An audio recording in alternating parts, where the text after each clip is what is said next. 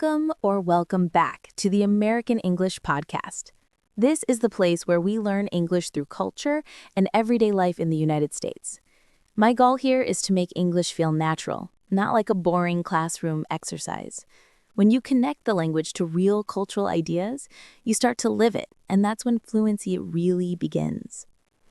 This episode is part of our American Culture series. In this series, we explore the habits, values, and unspoken rules that shape American life. Understanding these things doesn't just give you new vocabulary. It helps you understand how people in the U.S. think, why they act the way they do, and how to communicate with them more smoothly. It's like getting the behind-the-scenes view of American society. Today, our focus is on a very powerful idea in the U.S., individualism. If you've ever wondered why American parents encourage their kids to be themselves, or why so many young people move out of their parents' homes at the age of 18, or even why Americans introduce themselves by talking about their personal goals instead of their family, well, individualism is the reason. It's one of the deepest cultural values in the United States, and it shows up in school, in work, in friendships, and in the way people build their lives. In this episode, we're going to break it down step by step.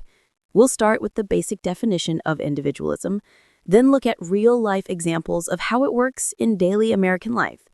After that, we'll talk about why Americans value independence so strongly. And finally, we'll think about both the pros and cons of this cultural trait. By the end, you'll not only understand the word individualism on paper, you'll feel how it actually works in real conversations. And that will make your English sound more natural and connected. So let's get started. Individualism is a cultural value that places a strong emphasis on the rights, goals, and uniqueness of each person. At its core, it's the belief that every individual should have the freedom to make their own choices, follow their own dreams, and express their own opinions, even if those choices are different from what the group, family, or community expects. In other words, being an individual often comes first, and being part of the group comes second. In the U.S., this mindset appears in everyday life in ways that might surprise people from more collective cultures. For example, American children are often encouraged from a young age to be independent. Parents might say things like, "think for yourself," or "follow your passion." It's common for teenagers to get part-time jobs, not only to earn money, but also to learn responsibility and self-reliance. By the age of 18, many young Americans are expected to move out of their parents' homes and begin building their own lives through college, work, or travel. You can also see individualism in schools and workplaces. In the classroom, students are encouraged to share personal opinions, challenge ideas, and ask questions, even to the teacher. In American companies, employees are often praised for taking initiative or thinking outside the box, which really means showing independence and creativity rather than just following orders. Even in friendships, individualism plays a role. Americans respect personal boundaries, and it's considered normal for people to pursue their own hobbies, interests, and goals, even if it means spending less time with the group. Personal space, personal time, and personal choices are highly valued. Of course, this doesn't mean Americans don't care about family or community. They do. But compared to many cultures around the world, the balance in the U.S. leans much more toward individual freedom than collective obligation. To really understand why Americans value independence so strongly, you need to look at the history of the country. The United States was founded on the idea of breaking away from control, first from the British monarchy, and later from any kind of system that limited personal freedom. The Declaration of Independence itself is a powerful symbol of this mindset. It's about the right of people to govern themselves, to pursue happiness in their own way. From the very beginning, freedom and independence were built into the DNA of American culture. Another huge influence is immigration. For centuries, people came to America from all over the world, searching for a fresh start. Immigrants often left behind family, traditions, and communities in their home countries. When they arrived in the U.S., they had to rely on themselves to survive, to work, and to build a new life. That spirit of self-reliance became a national value. It's part of what people call the American dream. the belief that anyone, regardless of background, can achieve success through hard work and determination. Geography also played a role. The U.S. is a massive country with wide open spaces, and historically, people had to be resourceful to survive in rural areas or on the frontier. This idea of the pioneer spirit still shapes the way Americans think. If you want something, you have to go out and make it happen on your own. In modern life, this value shows up in countless ways.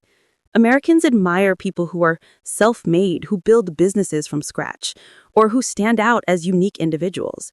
The phrase, "do your own thing," captures the spirit perfectly. Independence is seen as a sign of strength and maturity, and many people measure success by how much freedom they have to live life on their own terms. Individualism has shaped American society in powerful ways, and like any cultural value, it comes with both strengths and weaknesses. On the positive side, it drives creativity and innovation. Because Americans are encouraged to think for themselves, they're often willing to take risks, start businesses, or explore new ideas. This do-it-your-own-way mindset has produced countless entrepreneurs, artists, and leaders who've changed the world. It also promotes personal freedom. People feel empowered to choose their careers, lifestyles, and even relationships without being bound too tightly by tradition or family expectations. Another advantage is self-reliance. From a young age, Americans learn to solve problems independently. This builds confidence and resilience. In conversation, you might hear phrases like, "I need to figure this out on my own," or "I take full responsibility." These expressions reflect how deeply independence is woven into daily communication. But there are downsides too. Individualism can sometimes create isolation or loneliness. When everyone focuses on personal goals, community bonds can feel weaker. People might prioritize career success over family time, or avoid asking for help because they don't want to appear dependent.